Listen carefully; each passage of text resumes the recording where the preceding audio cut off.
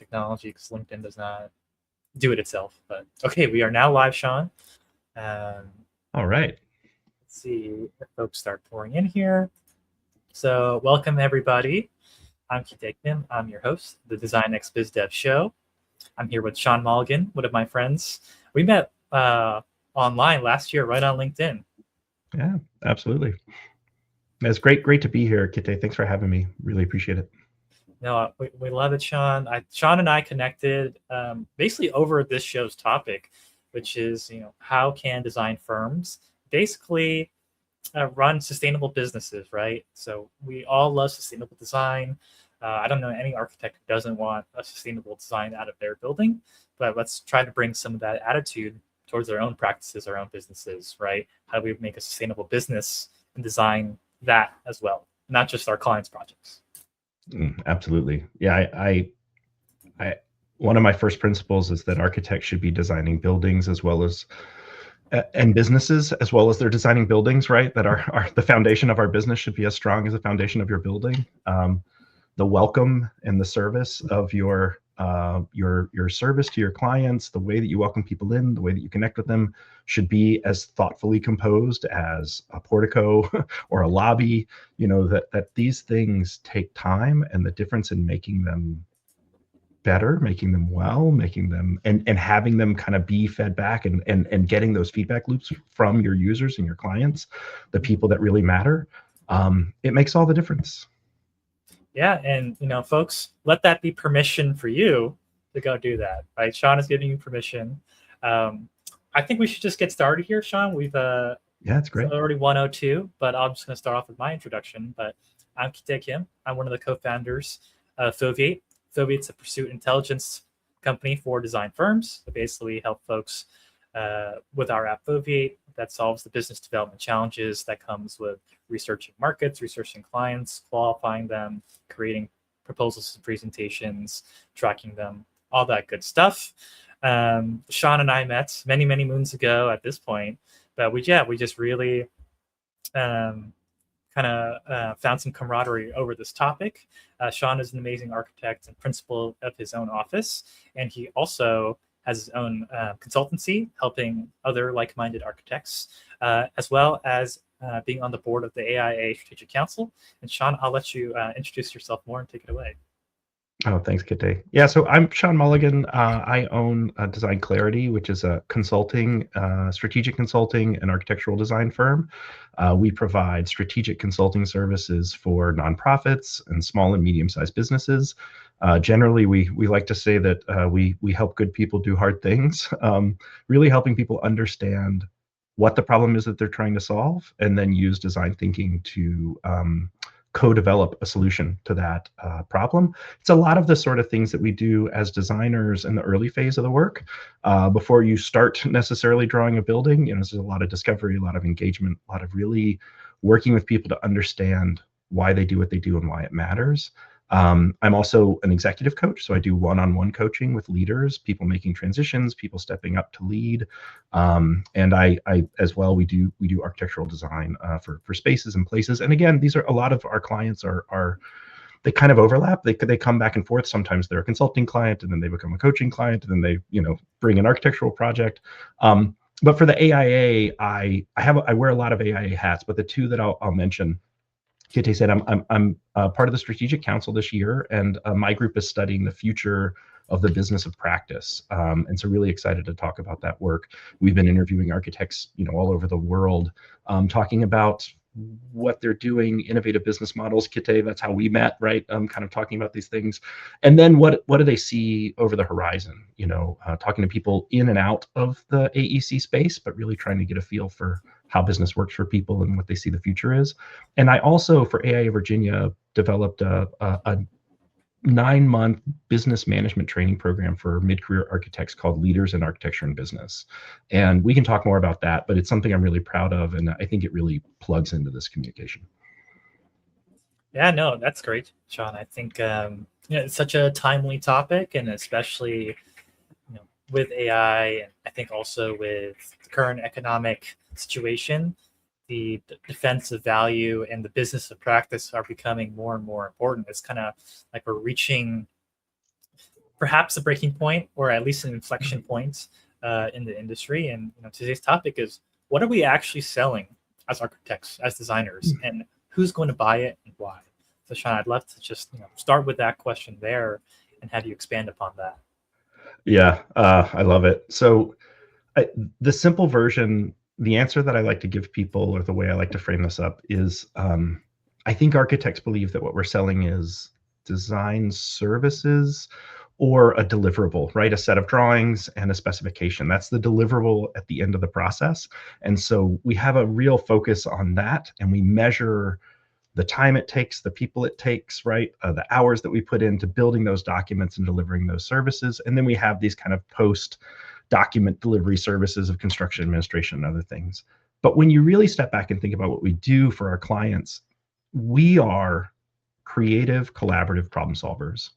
We help people solve problems that they can't solve themselves using the expertise that we've developed as architects, right? And so we work with them to understand the problem, to make sure that we're solving the right problem, to figure out who we need to bring on, on the team to actually address the issues that they're doing, and then figure out, using our design thinking and our optimism and our creativity, what are the many, many ways that this project gives us an opportunity to do even more good, right? Mm-hmm. And so I think that our services are almost always advisory services, and we use designing a building as the kind of mechanism, the tool for doing that. It's in the same way that you can think of like Uber. People say Uber is a tech company, but in reality, Uber is a transportation company that uses a tech platform to make transportation possible, right? They help people get from place to place when they don't have a vehicle to get there. They're not a tech company, they're a transportation company. They solve problems for people, right? Mm-hmm.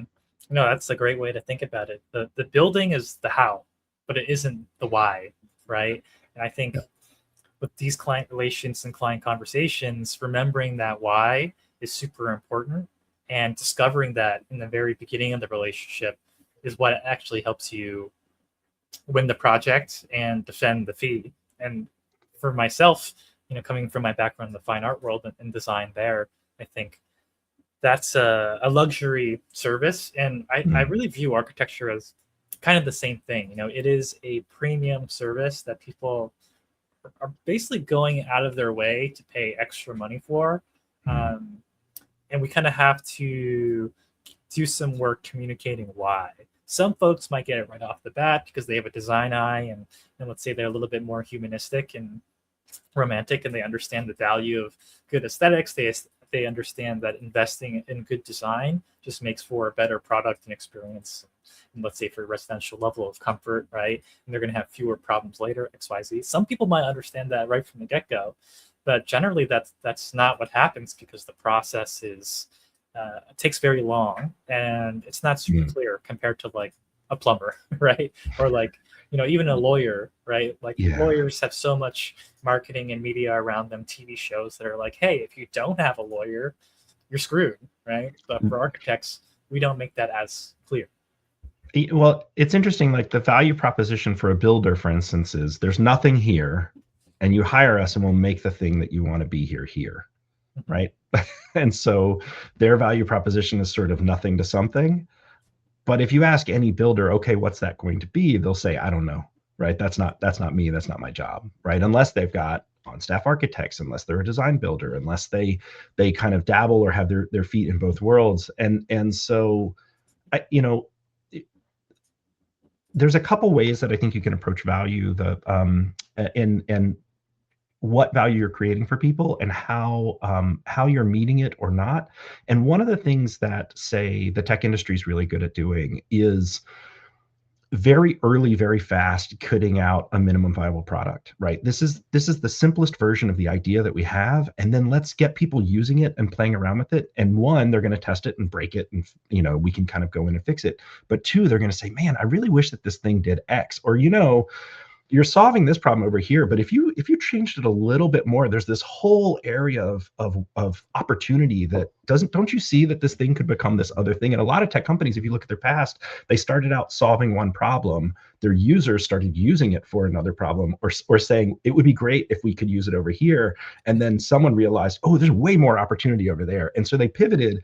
And nobody thinks about those things as failures, right? Those are all just kind of iterative steps along the way to becoming Experimenting. whatever they're going to become. I mean, Ferrari and like there's so many companies that started out doing something that isn't the thing that they do now. And as creative people that see possibilities, that see problems and challenges, and then kind of like merge them together, synthesize them into possible solutions, I wish architects were applying that same kind of energy on both our businesses and on our profession.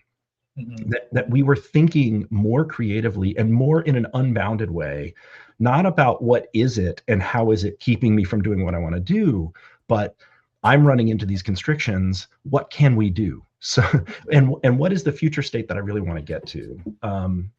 And so, you know, I mean, that in some sense that kind of points a little bit to that strategic council work, you know, thinking about talking to people who are, let's say, out on the fringes, you know, kind of out on the edges, who have a bigger, more generous, a broader idea of how their business works. And a lot of the ways when you talk to them, you know, they'll talk about their sort of verticals of their market sectors. And then these additional things that they're adding are more like horizontals that actually weave between those verticals. So they actually connect and create value for all of their verticals. And that's a really interesting possibility. And I think we're entering a time where both technology and the opportunity and maybe the downward pressures of the industry are going to force some creative thinking. And I want AIA, I want every architecture firm and every principal to start creating the permission structure to be a little bit more dynamic in our thinking about what this thing is. And, you know, we're going to talk about AI at some point, I'm sure. We're going to talk about this kind of massive technological change. I always say, like, never let a good crisis go to waste, right? Never let a kind of a plastic time when things are shifting and changing to be a chance to like fix something, right? Architects always, hey, when we've got this wall open, why don't we put a window in it, right? But Right. think about your business. If you can build an app to solve a problem for yourself or your client, then you can sell that app as a line of business, right? Like there are so many things that we do for clients that have nothing to do with a building, that are a service. And if we could think about productizing those things, it's a whole other realm of business.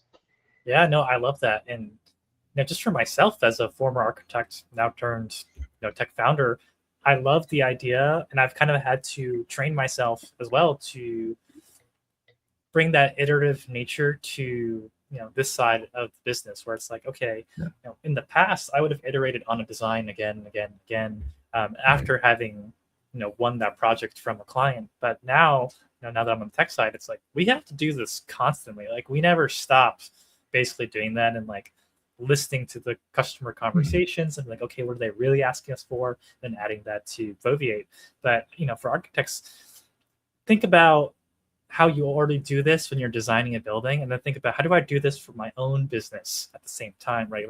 If you find that you're running into problems repeatedly and it's the same problem, that's something that you can automate and streamline for yourself, or even for your clients. You're finding like, my clients have to always run into this particular problem.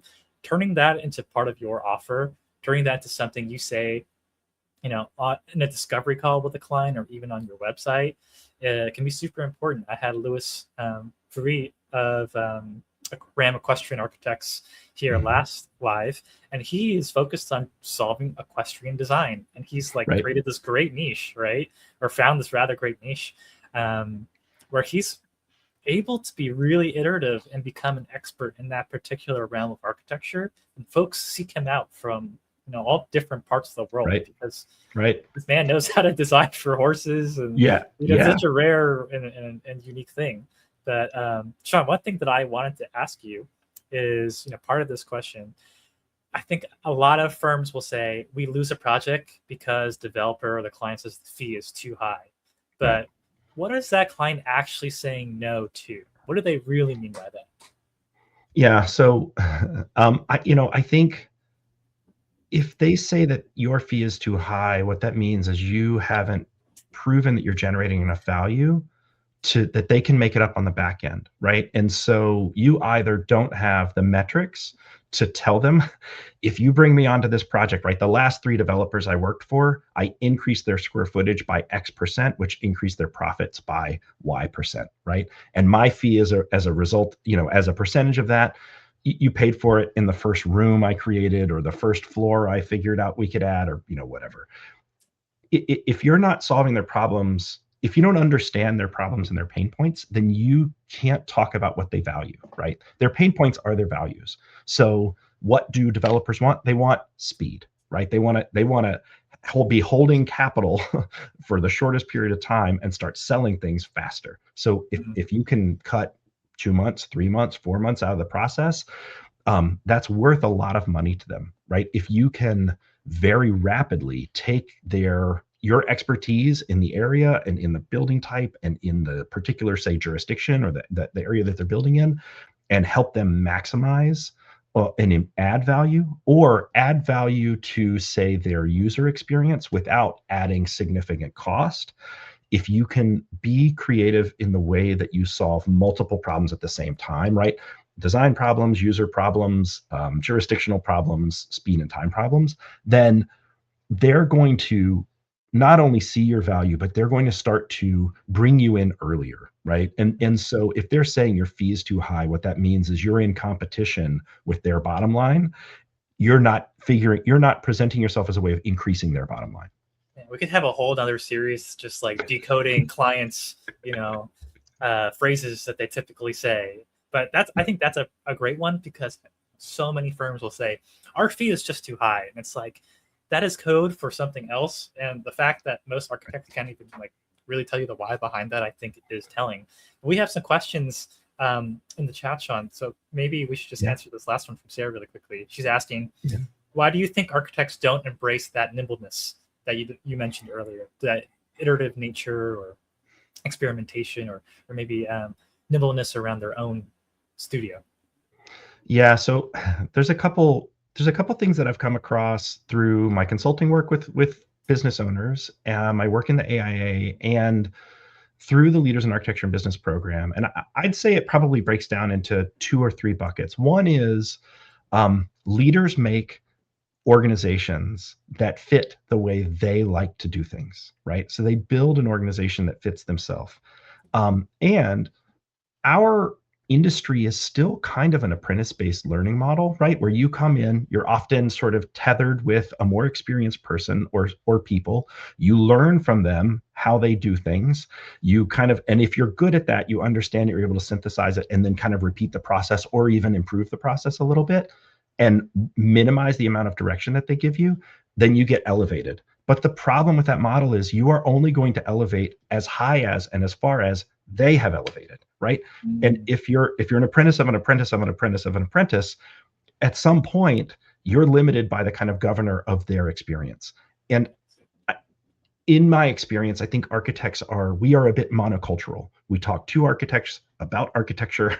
We look at architecture. We go to architecture conferences, right? We read architecture books. We marry architects. We work all the time. We're around them, as opposed to thinking of ourselves as entrepreneurs or founders or innovators. And if you spend time around founders and innovators and entrepreneurs, they want to learn everything. They want to talk to everyone. And they are constantly saying, wait, explain that to me. How does that work? Because I can't get that to work over here. What did you find? And it's like, oh, I got this tool and it helped me understand this thing about my business and I didn't.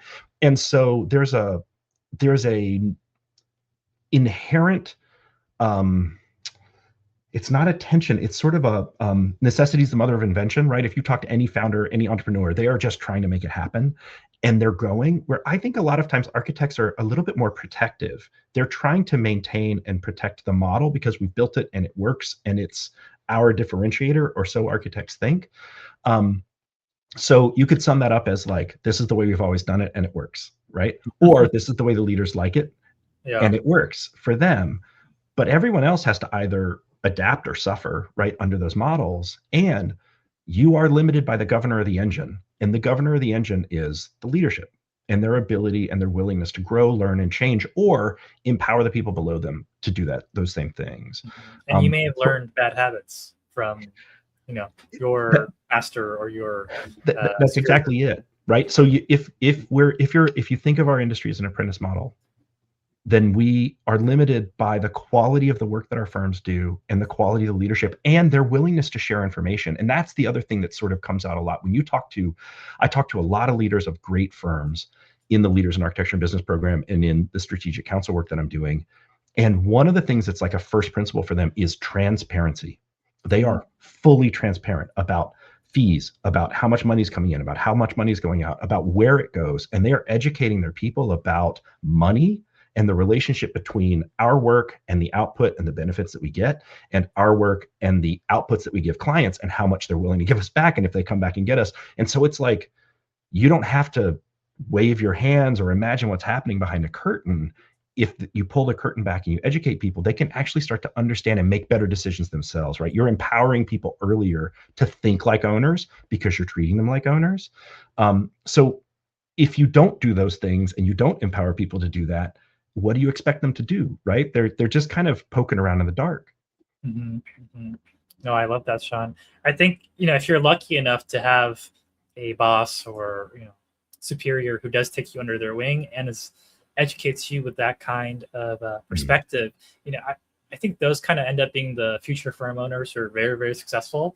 Then people, will ask, like, why is that firm, how are they like so far ahead? Like that guy's so young. It's like, well, he probably learned some, or she's probably learned some of the business skills that, can kind of catapult them to success and honestly differentiate them from everybody else. And I'd encourage folks, and this kind of leads into some of the questions we have here in the chat, to think about it from the client's perspective, right? Like a client is out here wanting to hire an architect, right? And for most architects, they think, okay, the best design wins. I'm going to try and make the best design, and then this person will pick it. But then if you think about it from the client perspective, they're not a designer, right? They don't have the acumen you do, right? So it's kind of like, you're pitching to, like, let's say there's 10 plumbers, right? And they're all pitching. They're like, the best plumbing job is going to win. It's like, well, I don't know what good plumbing like actually really looks like. My solder joints are the cleanest solder joints in the tri-state area.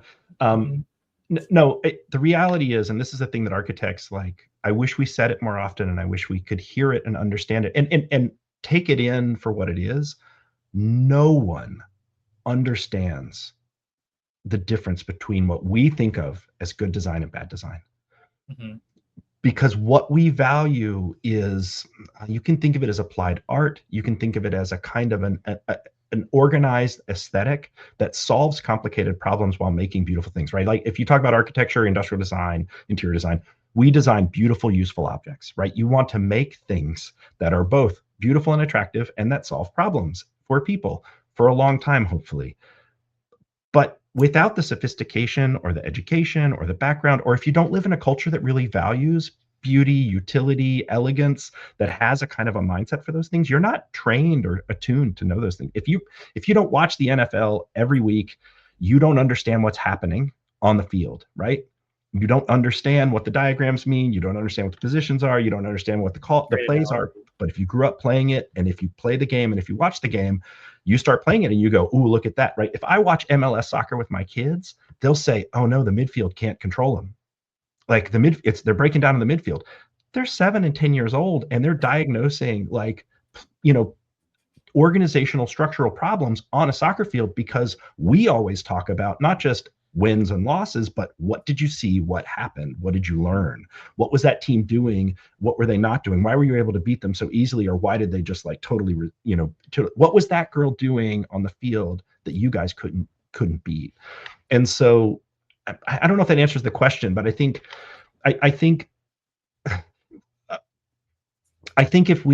if you understand that what our clients want is for us to have both the experience and the capability and a proven track record to solve problems like theirs for people like them, then you need to understand them, what they need, and the problem they really need solved, and what success looks like for them, right? Our job in a lot of ways is to make our clients look like heroes, especially if you're working with somebody, say, who's a school administrator or a school principal or a facilities manager, right? And they are hiring an architect to do a complicated thing.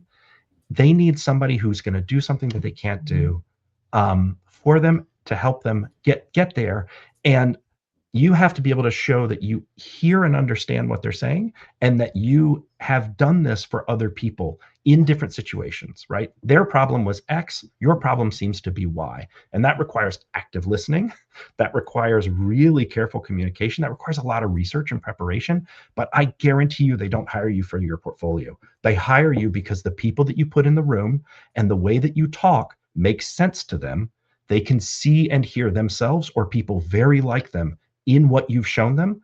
And when you meet with them, you're asking them more questions than you're telling them answers.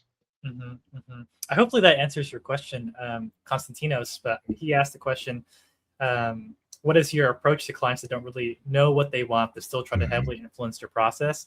If they don't know what they want, that's where Shawn is recommending that you ask them those questions. You be that active listener, because your job as the expert is to discover that. Think about it like a doctor. You are diagnosing their true problem, right? They might say like, oh, my hearing is off. It feels weird. I feel kind of sick. And, the doctor will ask you, are you nauseous?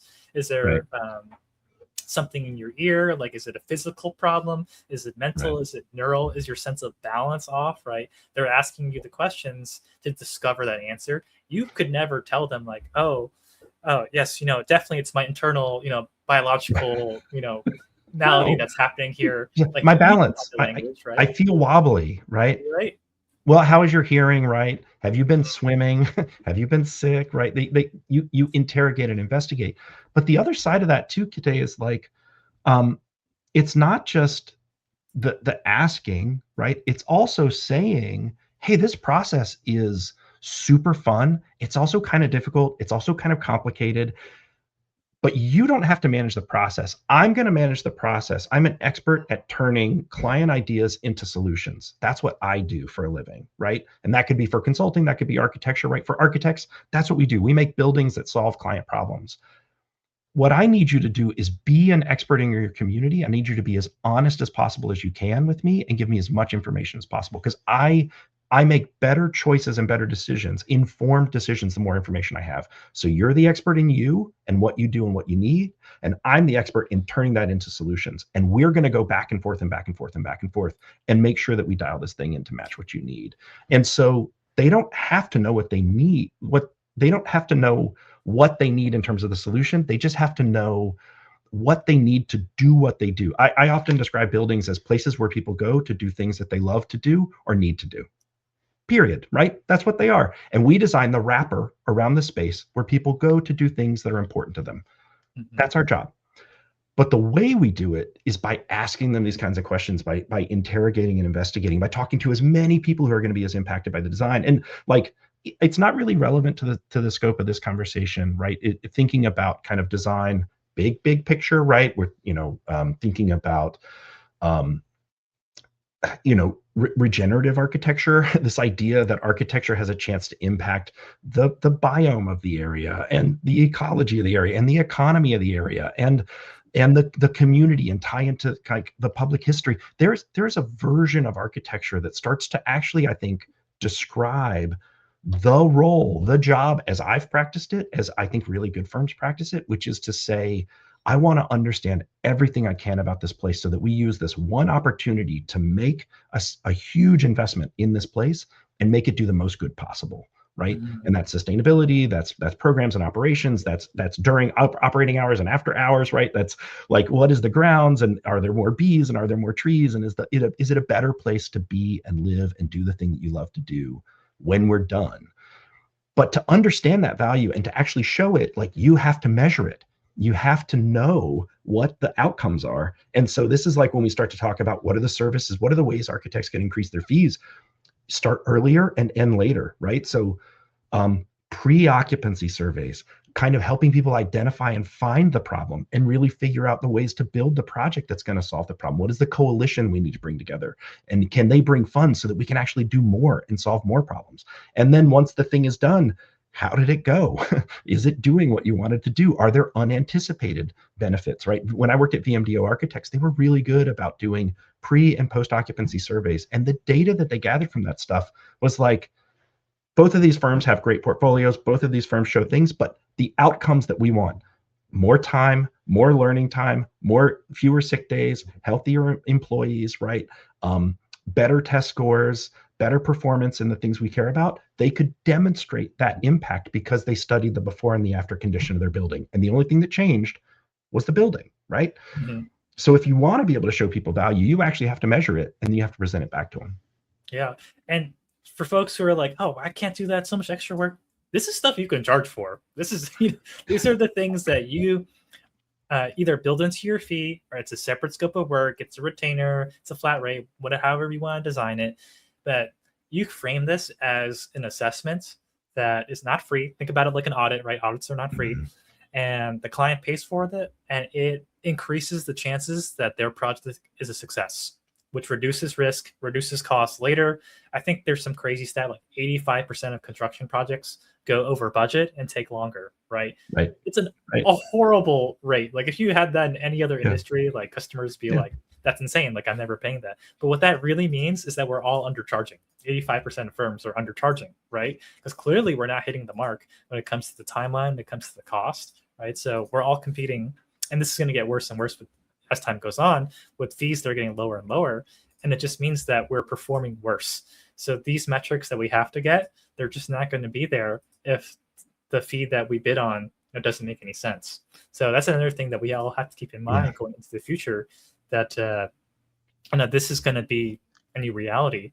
And something that I wanted to continue on, Shawn, I think this is a pretty good segue, is other industries, they had these watershed moments, these inflection points where they felt the same downward pressure where fees were compressing, and they adapted, but we didn't. We kind of like continued the downward trend for the past, let's say 30, almost 40 years.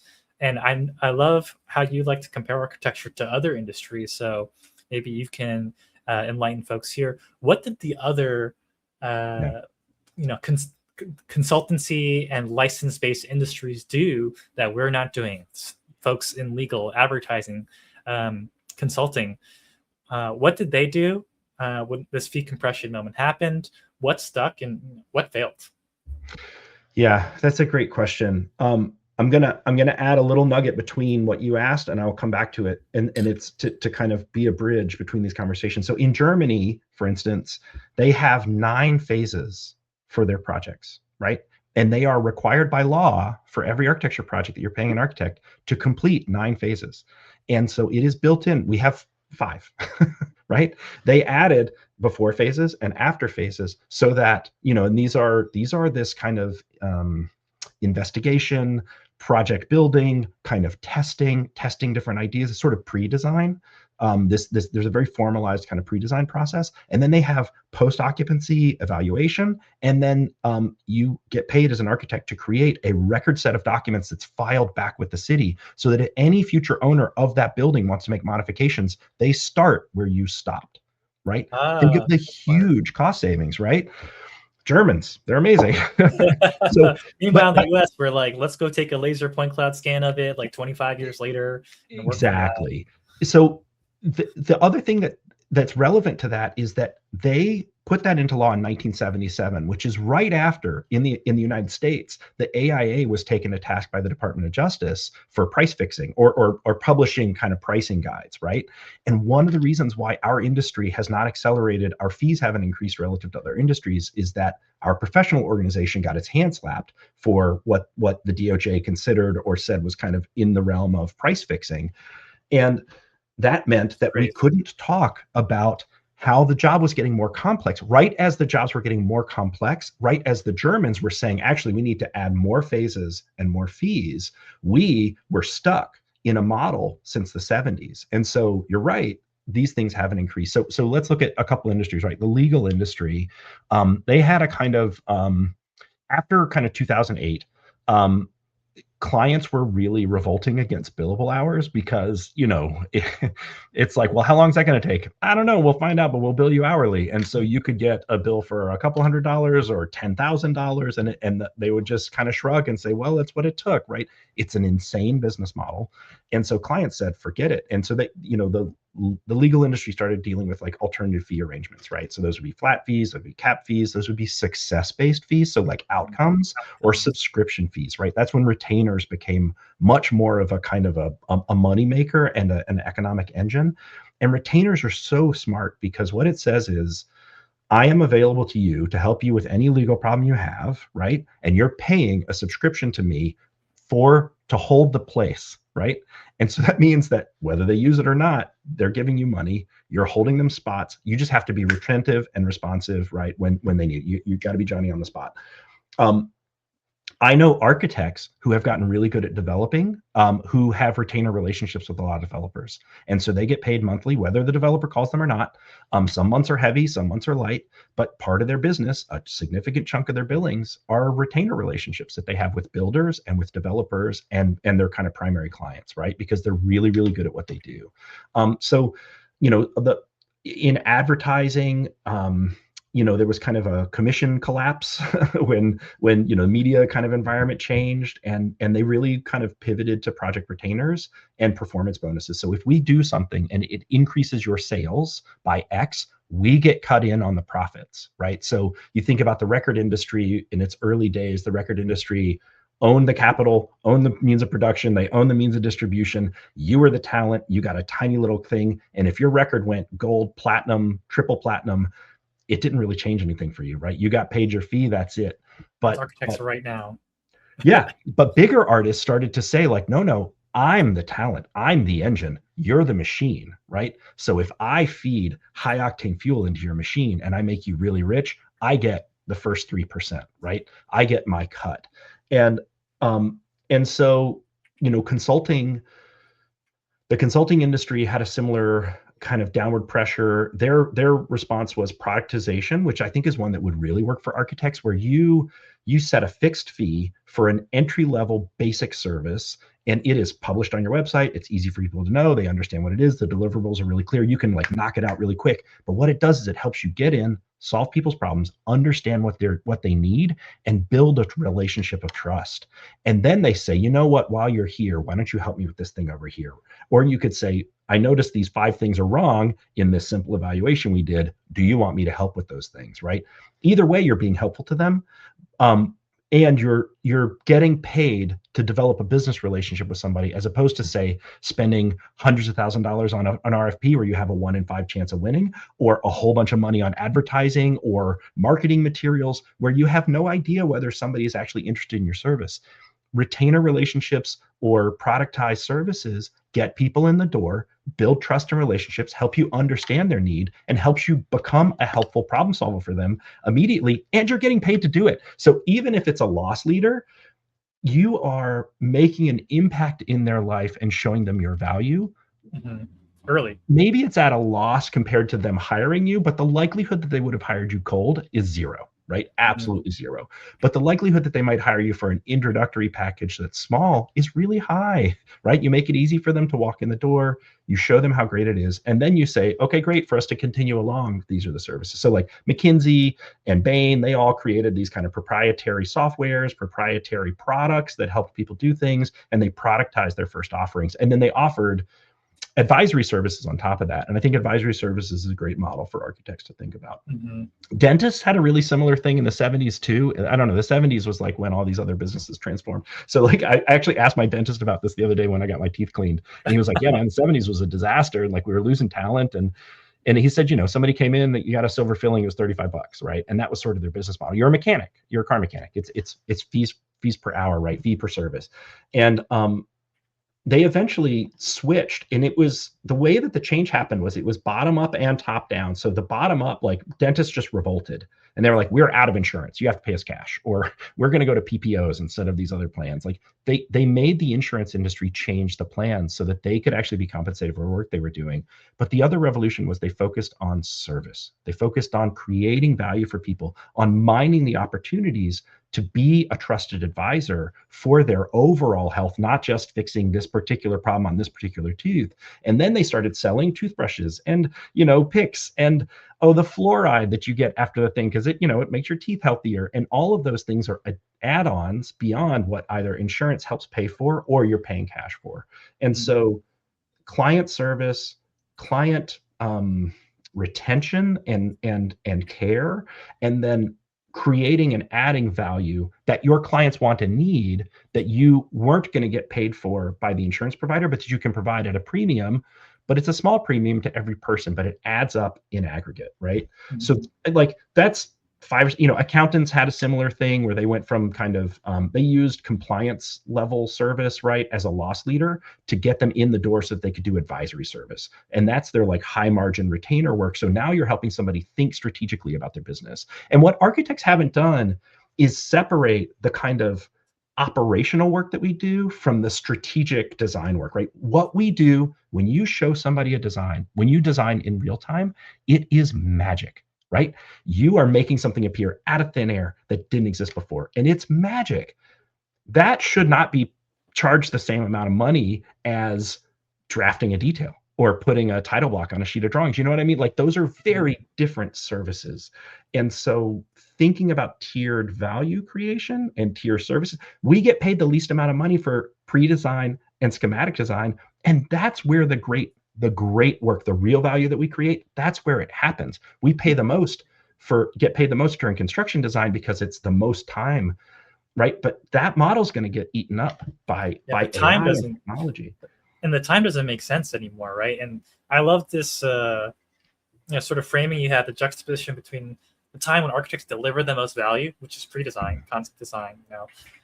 You are literally creating something from nothing. This is not the thing that the builder can do, right? But Right. You're charging the same hourly rate. So that's you're saying to the client, this is the same value as this other advisory step later, where I'm basically just like drafting the details or like, basically making sure that the builder is actually doing what's in the drawings. So they're Right. completely different value steps. So it really doesn't make any sense to be charging them the same amount. And I love the dentist example too, because right now there's a new, I guess, like dental startup called Wally, and their whole thing is subscription-based dental services. So you pay $200 a month. You can have unlimited cleanings and checkups whenever you want. Just come to your same location. So basically, they're saying, hey, instead of paying $2,000-$3,000 because you're getting a filling, once every 2 years, and this massive pain is horrible. Just come and get your cleaning like once a month. You're paying for it anyway, and you're basically guaranteed to not need this really expensive and like deleterious moment in the future. So you're always staying healthy. So it's a great reframing of their value, and also it's consistent revenue. So for the architects, I really encourage folks, think about something like this. Doesn't have to be the only service you offer, right? I'm sure Wally offers many other. That's it, right? It doesn't have to be everything. It doesn't have to be a revolution. It can be an evolution, right? You can try it. You can try it for one client. You can say, let's see this new thing on this, or hey, go to your repeat clients and say, we've got a great relationship. What we haven't talked about is partnerships, development, ownership, and value, right? And those things require, for the strategic council, I was talking with Alan Ricks, one of the founding principals at Mass Design Group. And, he was talking, they're a 501c3, right? They're a nonprofit design firm, which is a really different like structure. And I would just wanted to say, like, Alan, how's it work? How did you guys end up there, right? And he said, basically, we get paid fees for some of our design work, and we also have philanthropic dollars that come in, and the philanthropic dollars pay for things that no one will pay for, and that is working with communities that no one is going to go work with, right? That is coalition building, hero finding, champion finding, problem finding, and then solution finding. And then he's like, sometimes it's a building solution, sometimes it's a governmental policy problem, sometimes it's something else entirely. But we just want to help people find this solutions to the problems that they have in places where communities don't get a lot of services. And the interesting thing, you could say, well, that's good for them, but what about us?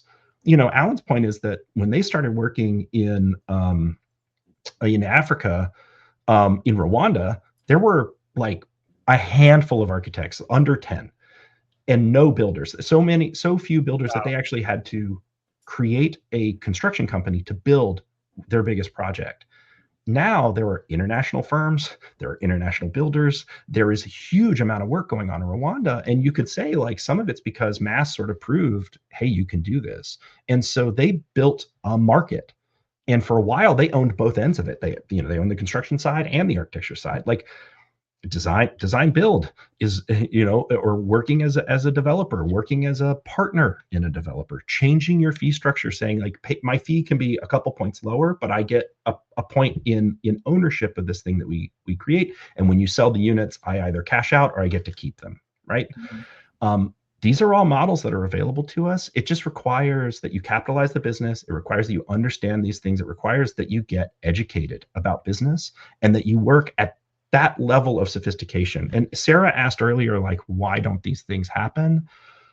Personally, Kite, I think they don't happen because architects are always up against it, because we are perfectionists and we're creative, and that is a toxic combination, because you never stop.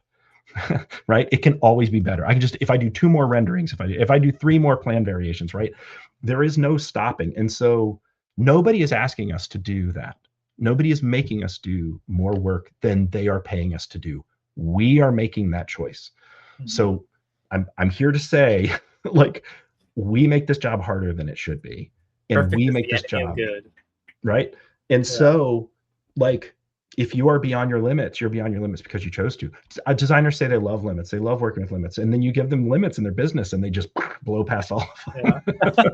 You know, I think an extension of that too is we are perfectionists, we are very creative people, but the thing that's missing is the business element and acumen and creativity there. Yeah. And if you think about that toxic combination, you could make that work for you if the deal was structured in such a way that it was outcome based, right? Then all this Yep. extra effort you're putting in then becomes worth it. And similar to like design consultancies, like let's talk about Audio, let's talk about Frog, you know, these Right. design consultancies that are essentially very, very similar businesses to architects. The how Yep. can change is more flexible for them, but they've created the structure where them putting in all this extra effort actually leads to something that's can allow the business to then leapfrog into the future Yep. and make extra, you know, bonuses or royalties, you know, percentage of Yeah. whatever the outcome is, and they get to own that. And they get to own that metric. We haven't figured that out, and you know, I Yeah. think part of the reason too could be a little bit with like, let's say, lawyers or doctors or dentists or something like that. They have a lobby. They have a group of people who goes to the government, you know, who organizes all the Yep. professionals who Yep. are already super busy and says, hey, this Yep. is what we want to do. Everybody are basically agreeing that this is what the industry is going to do. And we go advocate for ourselves. I think Yep. architects are really bad about organizing themselves and advocating for Oh, themselves yeah.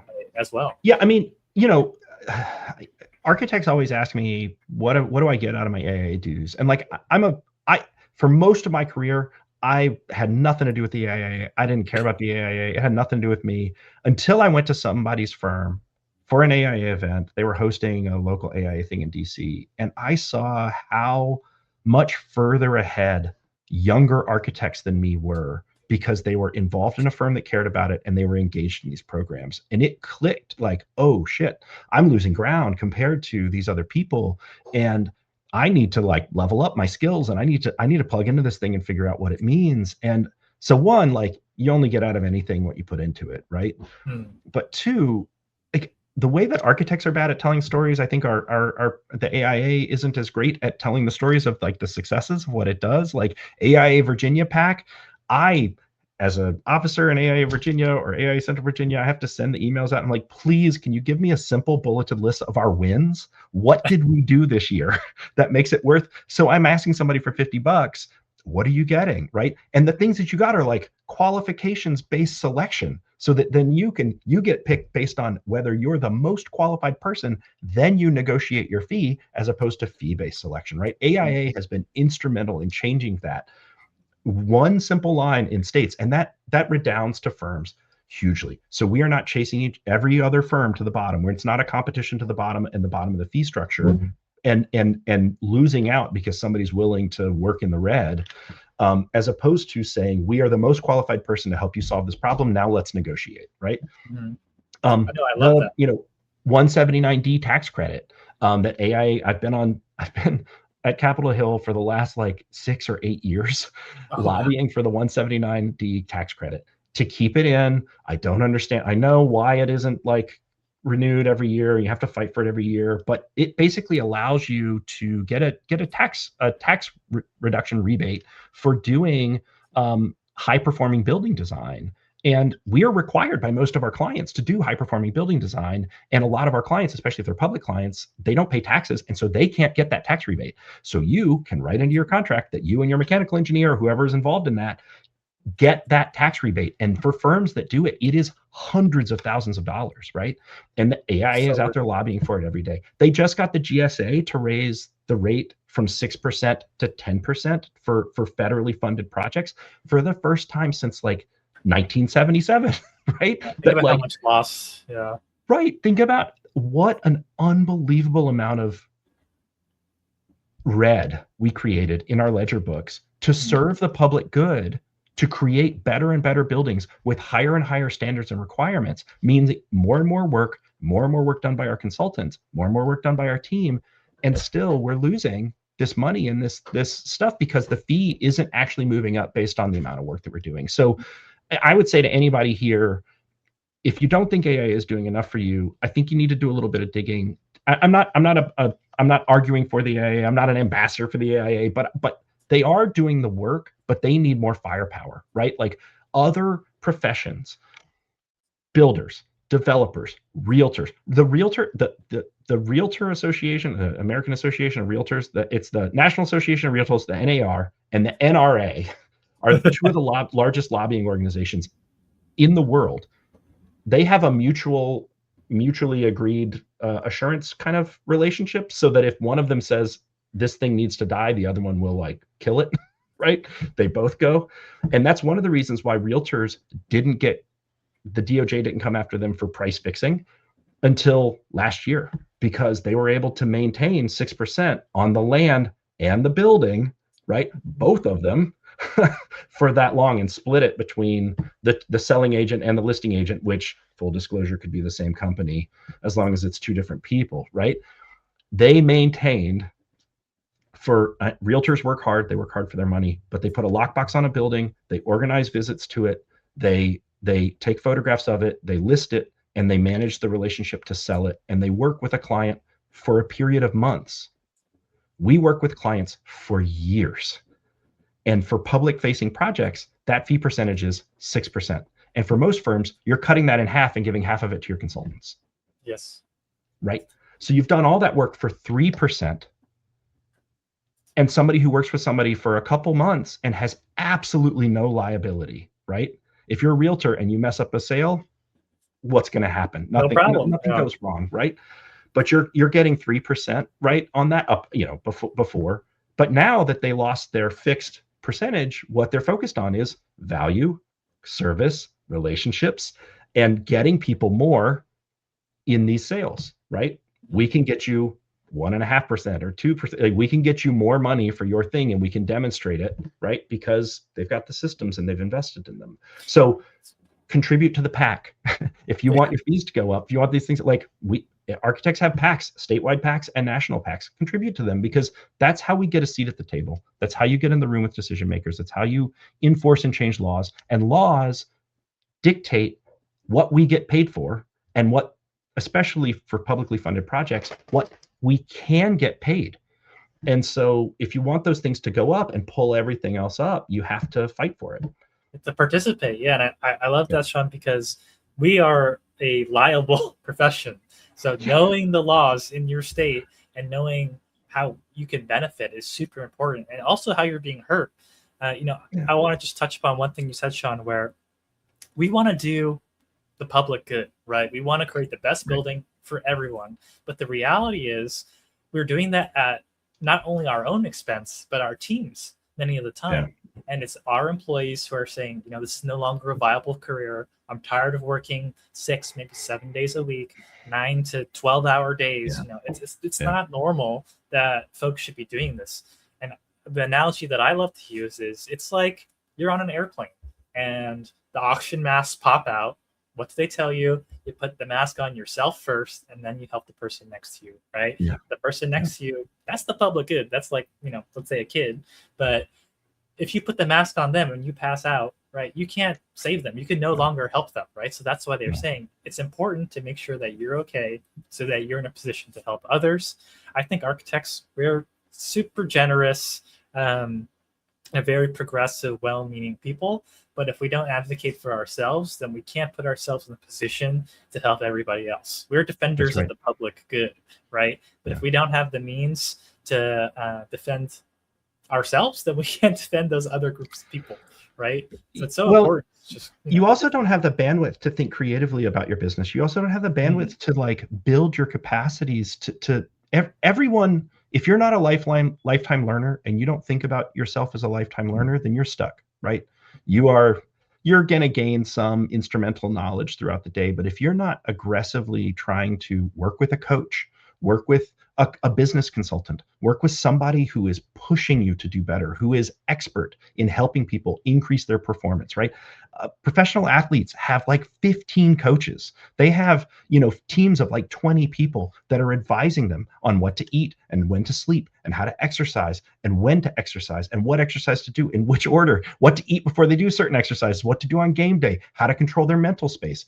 We're not doing any of that stuff if you make the corollaries to business, right? So I want to pivot. I want to talk a little bit about leaders in architecture and business because it's something I'm proud of, but I think it's also a model for other AIA leaders and other AIA chapters and for the industry. So leaders in architecture and business it's a business management training program. It's for mid-career architects, people who are making that transition from maker to manager.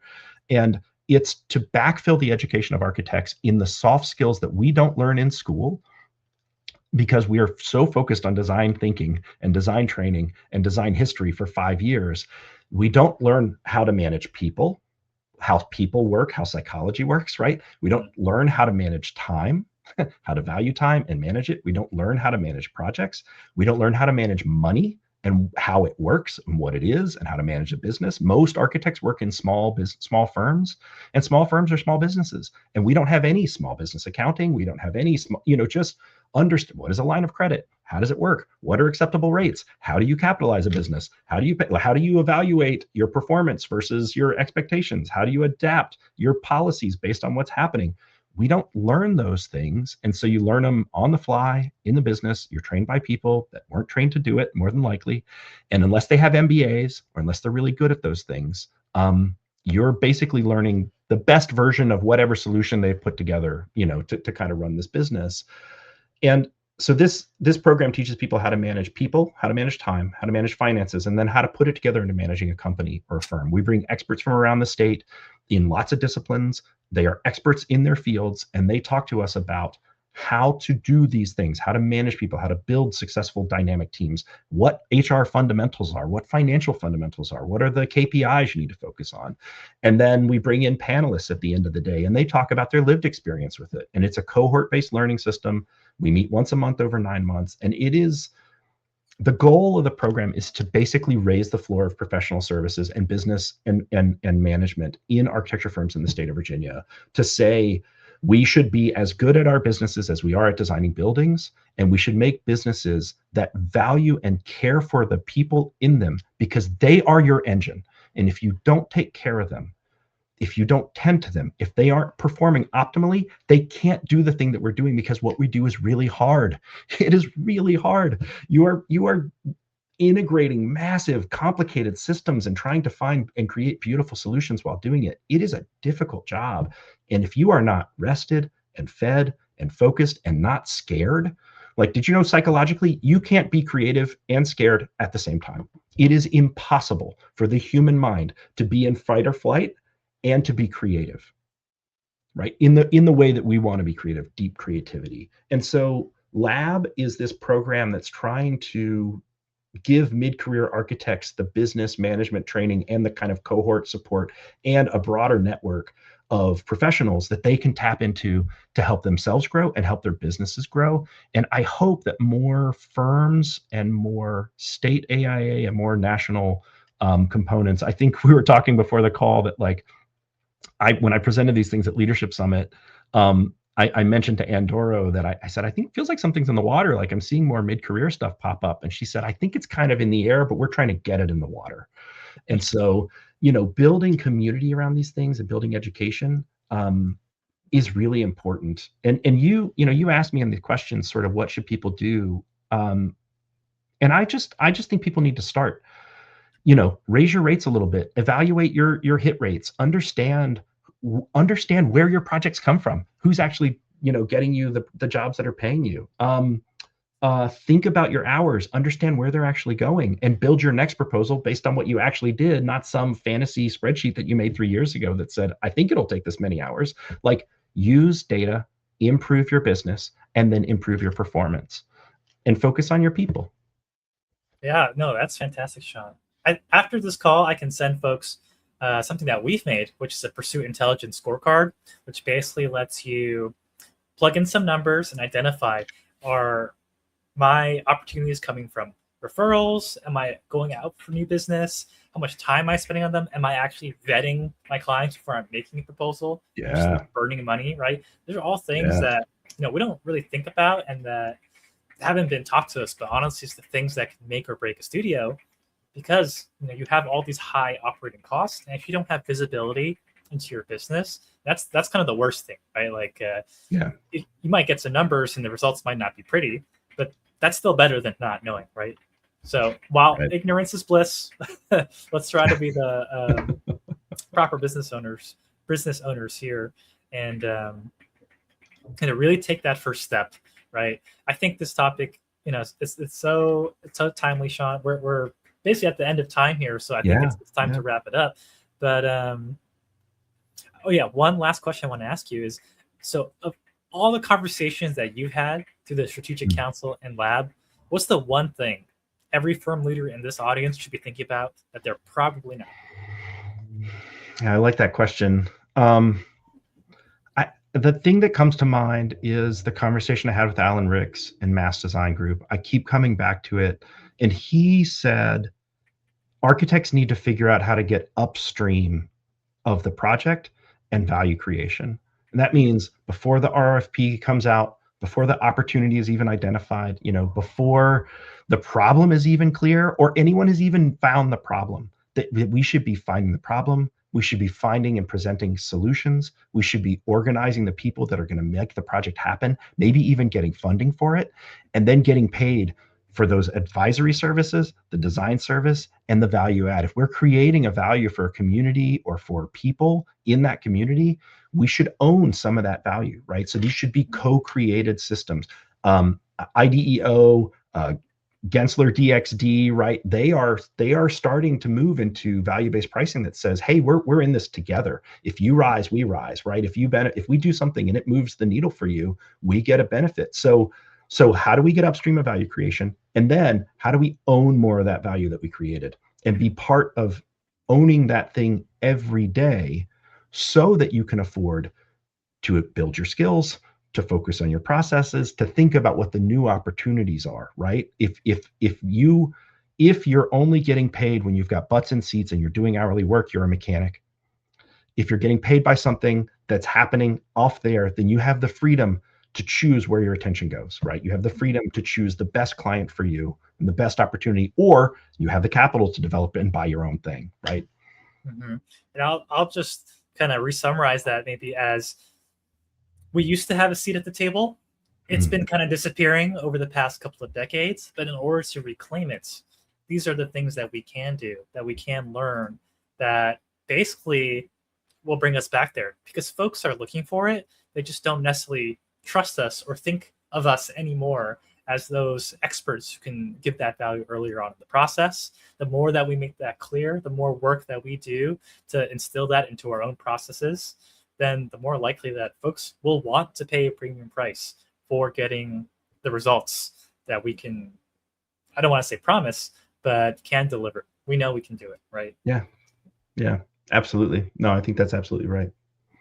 But yes, Shawn, thank you so much for this talk. This is absolutely lovely. I'm sure we're going to do another one.